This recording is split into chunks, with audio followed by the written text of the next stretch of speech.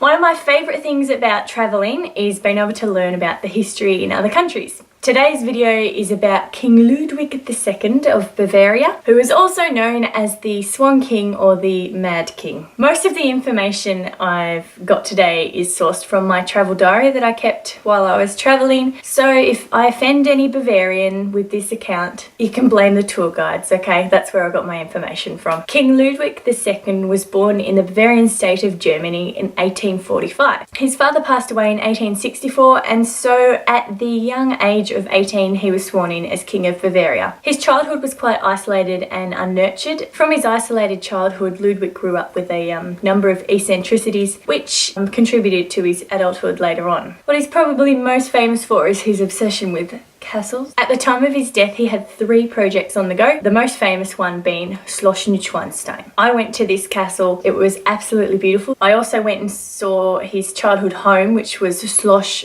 Hohenschwangau. So as you can see on this map, these 2 castles are quite close together. When we went to his room, he had a telescope set up so he could view the construction of Neuschwanstein across the valley. His sexuality is often a contested subject. He was a devout Catholic and struggled a lot with his homosexuality. He tried to do the right thing and marry his cousin, Duchess Sophie Charlotte, on 3 separate occasions, but he couldn't quite make it to the ceremony. There are also rumours about the relationship Ludwig had with famous composer Richard Wagner. Ludwig saw one of his operas when he was 15, became absolutely obsessed, so much so that he based the entire interior of Neuschwanstein off one of Wagner's operas. Now, they got to know each other quite well. Ludwig would invite him around. There was a rumour that he invited Wagner to live with him, which Wagner refused, but it must have been close enough to be comfortable because Wagner did compose some of his pieces on Ludwig's piano.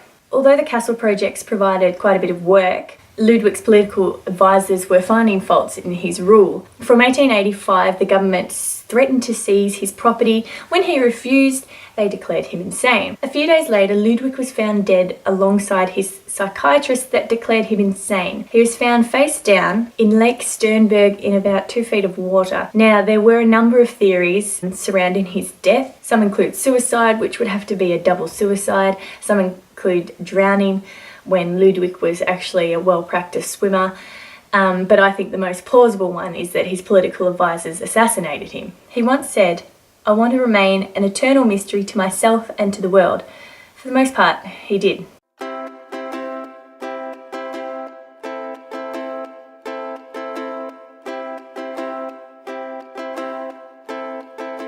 Obsession with castles?